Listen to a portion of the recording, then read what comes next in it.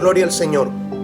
Damos gracias al Señor por estar nuevamente un domingo más disfrutando de su amor, de su misericordia y sobre todo de su presencia, y poder compartir la palabra del Señor por estos medios.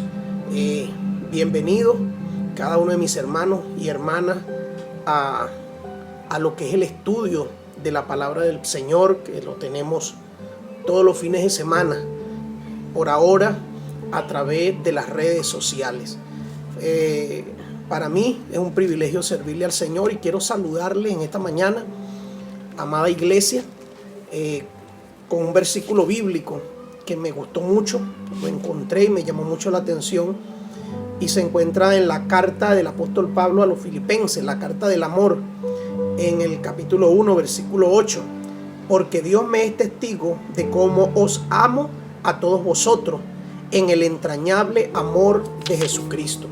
Me llamó mucho la atención ese versículo y quise compartirlo con ustedes como ese saludo oficial antes de comenzar nuestra prédica en esta mañana. Quiero invitarles a abrir sus Biblias en el libro de los Hechos de los Apóstoles, y ahí vamos a tener la prédica de la palabra del Señor en esta mañana.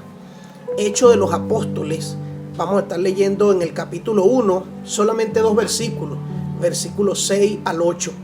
Y hoy aprovechamos a recordarle que se está celebrando el día de la independencia de nuestro país. Y lo que vamos a hablar en esta mañana tiene mucho que ver con eso. Hechos capítulo 1, versículos del 6 al 8. Y dice la palabra del Señor: entonces los que se habían reunido le preguntaron diciendo: Señor, ¿restaurarás el reino a Israel en este tiempo? Y les dijo: no os toca a vosotros saber los tiempos o las sazones que el Padre puso en su sola potestad, pero recibiréis poder cuando haya venido sobre vosotros el Espíritu Santo, y me seréis testigos en Jerusalén, en Judea, en Samaria y hasta lo último de la tierra. Bien, mis amados hermanos, cuando les decía que este título, esta prédica en esta mañana tiene mucho que ver con el día de la firma del acta de la independencia de la República Bolivariana de Venezuela, que es lo que estamos celebrando el día de hoy, o lo que se está conmemorando el día de hoy. Quise titular esta prédica en esta mañana la independización espiritual de la iglesia. Es decir, la iglesia no está cerrada. ¿Y a qué me llevó el Señor el poner el deseo en mi corazón, el sentir de hablar de este tema? Porque, hermano, podemos ver la discrepancia que existe en la actualidad con respecto a si debemos o no hacer cultos. Ciertamente hay un grupo que piensa que sí, y obviamente un grupo que piensa que no. Y esto ha causado polémica en lo que es en la actualidad, en lo que es hacia la iglesia cristiana. Incluso muchos inconversos, personas que no conocen del Señor, también hablan de esto, y la mayoría habla en mal con respecto a que hay cristianos que no están cumpliendo las normas, y entonces todo esto se ha convertido, mis amados hermanos, en lo que es un tema polémico en estos días. Y quiero comenzar diciéndole que el libro de los Hechos nos aclara a nosotros lo que es el nacimiento de la iglesia y lo que es la expansión de la iglesia cristiana. Y muchas veces los errores que cometemos hoy en día se deben muchas veces a ignorancia de las escrituras. Ciertamente en aquel tiempo también los judíos, que fueron los elegidos por el Señor para fundar su iglesia, lo que el Señor había de antemano, como dice su palabra, llamado para el funcionamiento de su iglesia aquí en la tierra, también tenían algunos conceptos erróneos, no claros, con respecto a lo que era la extensión del evangelio. Entonces eso lo podemos ver en el versículo 6. Dice el versículo 6: entonces los que se habían reunido le preguntaron diciendo: Señor, ¿restaurarás el reino a Israel en este tiempo? Y podemos ver que ellos allí todavía tenían su mente errónea con respecto a la exclusividad que ellos pensaban que tenían, y que el reino de los cielos o la salvación solamente le pertenecía a ellos. Ellos vivían en una burbuja de exclusividad. Ellos vivían allí creyendo que eran los mejores. Entonces el Señor les aclara eso a ellos en ese momento. Y hoy en día, hermanos, no es la excepción. Hoy en día vemos también iglesias, vemos denominaciones que se creen que tienen la salvación ganada ellos exclusivamente. Incluso hacen comentarios déspotas con respecto a otros creyentes, y viven en esa burbuja de exclusividad que yo creo que también es parte del orgullo. Igualmente también con respecto a las relaciones interdenominacionales, es decir, para tener relación o amistad con otros creyentes de otras denominaciones les cuesta. Y aclaro que no estoy hablando de secta, aclaro que estoy hablando de denominaciones diferentes a la nuestra. La palabra del Señor dice que mientras dependa de nosotros debemos estar en paz con todo y no colocarnos en posiciones de querer decidir por nosotros mismos o pretender señalar y decir: este hermano es de Cristo y este no. Eso no nos corresponde a nosotros, así como el Señor también le dijo a los discípulos en ese momento que no le correspondía a ellos lo que vamos a estar explicando acá. Y hermano, debemos entender que hay cosas en estos días y en estos tiempos que no nos corresponden saber. Así como el Señor le dijo a su discípulo en el versículo 7: no os toca a vosotros saber los tiempos o las sazones que el Padre puso en su sola potestad. Hay situaciones, cosas que no nos corresponde saberlas a nosotros. No es el tiempo para que nosotros sepamos estas cosas. Y aquí lo que el Señor le está diciendo cuando se refiere a la palabra tiempo, obviamente se está refiriendo a la palabra cronos, ¿verdad? Que lo conocemos, lo que es el tiempo normal, de 24 horas, de 365 días. Y ahí donde viene la palabra cronómetro, que se mide el tiempo. El Señor le está diciendo, el tiempo no les toca a ustedes saber los tiempos, es decir, los cronos. Luego utiliza también las sazones. Esa palabra sazones allí es la palabra griega kairos, y eso también habla de tiempo, pero de tiempo oportuno. Es importante destacar que el Señor está haciendo acá una diferencia entre el tiempo cronos que conocemos nosotros a lo que es las sazones o ese kairos, que significa el tiempo oportuno o apropiado que le corresponde a Él. Entonces hay cosas que le corresponden al Señor que no nos corresponde a nosotros saberlas aún. Y hoy en día, hermano, lo que se está viviendo en estos tiempos con la pandemia es algo que solamente el Señor sabe por qué está sucediendo. Y nosotros nos hacemos preguntas y nos hacemos muchas posturas en nuestra mente y nos preguntamos muchas cosas. Y muchas veces ignoramos que la respuesta de eso la encontramos nosotros en la Escritura. Y por eso les comentaba desde el principio con respecto a toda esta discrepancia que se está suscitando hoy con respecto a las reuniones de iglesia, si está bien reunirse o está mal. Entonces la Biblia nos da a nosotros la respuesta de eso.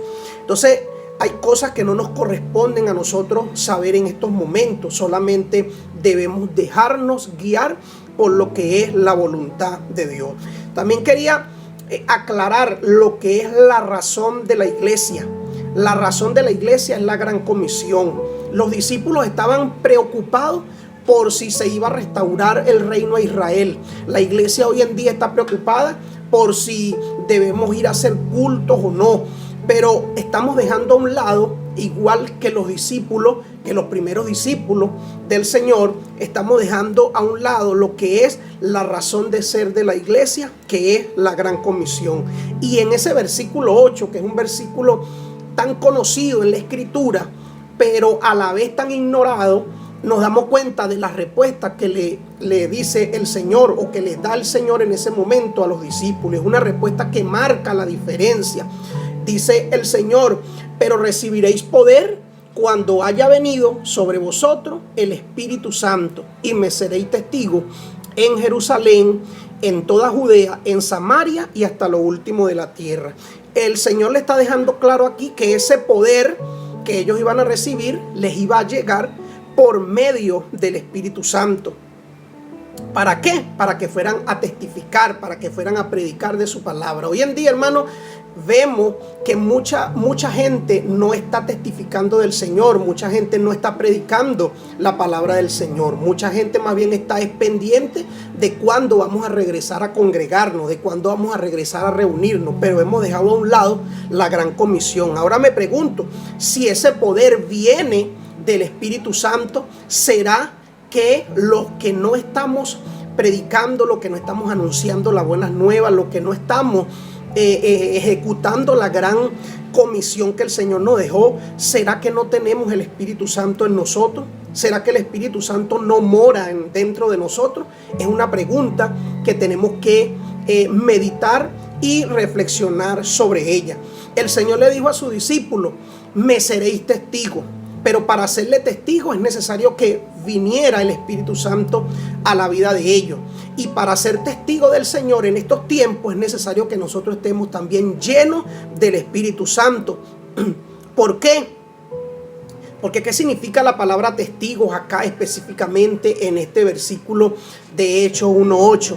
La palabra testigos acá, y creo que eso lo he dicho, se los he dicho a ustedes en la prédica en la iglesia, viene de la palabra griega martus, que significa mártir, es decir, muerto, ¿verdad? Entonces, y se refiere a aquellos que dan testimonio mediante su muerte. Fíjense bien, hermano, mediante su muerte, que también certifica aquello que ha visto, ha oído o conoce. Hermano, me llama mucho la atención en los hermanos que están tan concentrados en cuándo se va a abrir la iglesia, cuándo volveremos a congregarnos, y incluso hasta le oran al Señor tal vez de esa manera, que ojalá que esto se acabe rápido para volver a la iglesia, pero están ignorando la gran comisión. No pueden testificar, no dan testimonio porque se preocupan, ¿verdad?, que la gente no les acepte su testimonio por el estilo de vida que llevan. Hermano, la palabra testificar de alguien implicaba en aquel tiempo, y aún todavía implica en otros países, la muerte.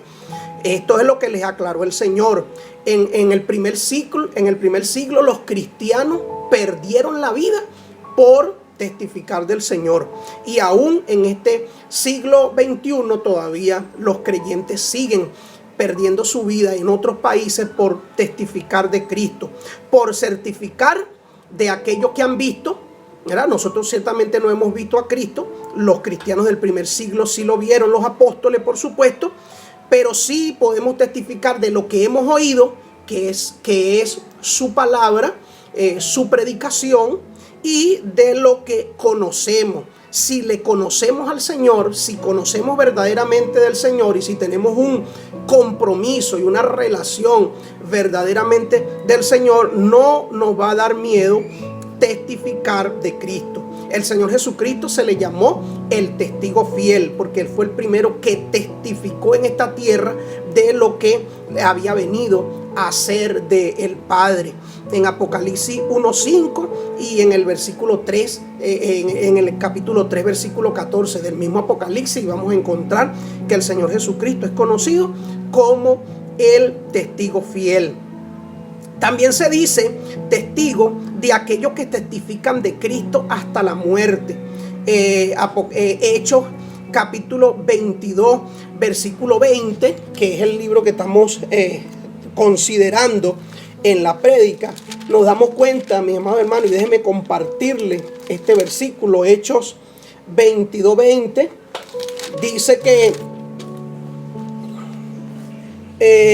y cuando se derramaba la sangre de Esteban, tu testigo, yo mismo también estaba presente y consentía en su muerte y guardaba las ropas de los que lo mataban. Ese Saulo allí, Pablo, en esa conversación que tenía con el mismo Señor allí en oración, le decía que cuando se derramaba la sangre de Esteban, tu testigo, hermano, eso era lo que significaba ser testigo del Señor.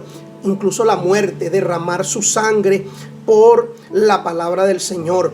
Y también en Apocalipsis capítulo 2, versículo 13, será también se ve en lo que la iglesia, el apóstol Juan ve en su visión de lo que se vivía en la región de Asia Menor en los primeros siglos.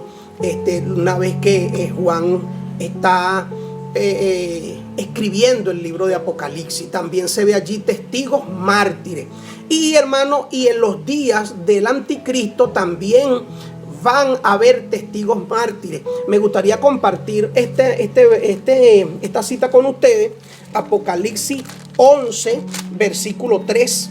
Para los que están anotando, Apocalipsis 11, versículo 3. Fíjense lo que dice, mis amados hermanos. 11:3 dice: y daré a mis dos testigos que profeticen por 1260 días vestidos de cilicio. Y esa palabra allí, que profeticen, es decir, que hablen, que prediquen. Y en aquel tiempo el Señor le va a dar a los testigos, aquí específicamente refiriéndose a los dos testigos, pero también van a haber gente que van a tener que testificar de Cristo, aún en ese periodo tan tremendo de la gran tribulación. Ahí sí se va a saber verdaderamente quién está dispuesto a derramar su vida por el evangelio. Entonces nos damos cuenta, y escucho mucha gente diciendo hoy en día que nos quieren tapar la boca para que no prediquemos, que lo que se está haciendo es una patraña, que es la misma política y esto, aquello. Y yo escucho, hermano, y analizo y le digo al Señor: Señor, danos la sabiduría necesaria. Porque ciertamente hoy en día no se nos está a nosotros tapando la boca, ni se nos está prohibiendo que prediquemos la palabra. Solamente se está considerando que seamos precavidos, ¿verdad? Pero a nadie se le está prohibiendo que vaya a predicar el evangelio. Usted puede ir con precaución y predicar el evangelio y hablarle a las personas, a su familia, a sus vecinos, de lo que el Señor ha hecho en la vida de usted. Testificar del Señor, de lo que usted ha oído, de lo que usted ha visto y de lo que usted conoce de Dios. Entonces nadie está prohibiendo que se predique esas cosas que vamos a la iglesia a reunirnos, porque, hermano, es necesario que esas energías se guarden para cuando verdaderamente llegue ese momento, porque este no es el tiempo. Este no es el tiempo oportuno de que Dios va a permitir estas cosas de la persecución de la iglesia. Hermano, seamos sabios, pidamos al Señor que nos ayude a comprender la verdad de su escritura.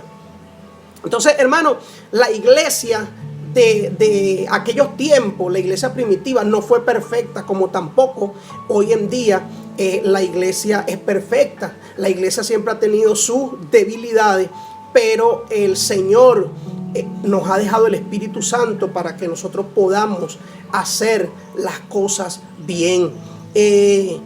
La iglesia primitiva experimentó serie de problemas, tanto externos como internos, así como también la iglesia de la actualidad los presenta. La iglesia primitiva experimentó problemas externos de oposición de los saduceos.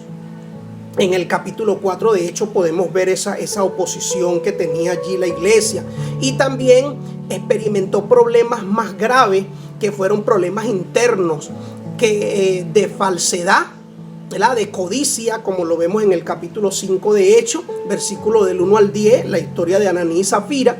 Y descontento e intento de división también vivió la iglesia primitiva, y la sigue viviendo la iglesia en la actualidad. Lo vemos en Hechos 6 del 1 al 7.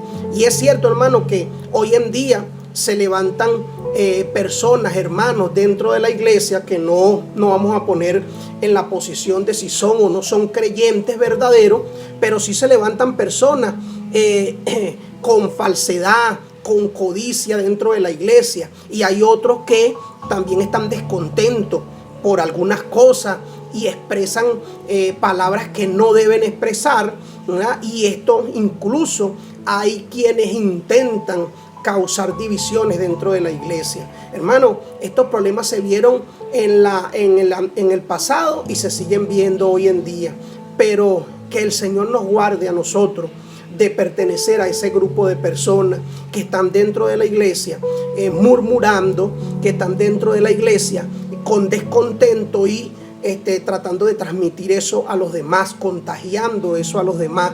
Y el Señor nos guarde de todas estas cosas, porque así como el Señor tomó medidas en cuanto a Ananías y Zafira, también puede tomar medidas con respecto, y va a tomar medidas, porque la palabra del Señor lo dice, va a tomar medidas con respecto a estas personas que andan en estas actividades prácticamente negativas dentro de su iglesia en estos días también.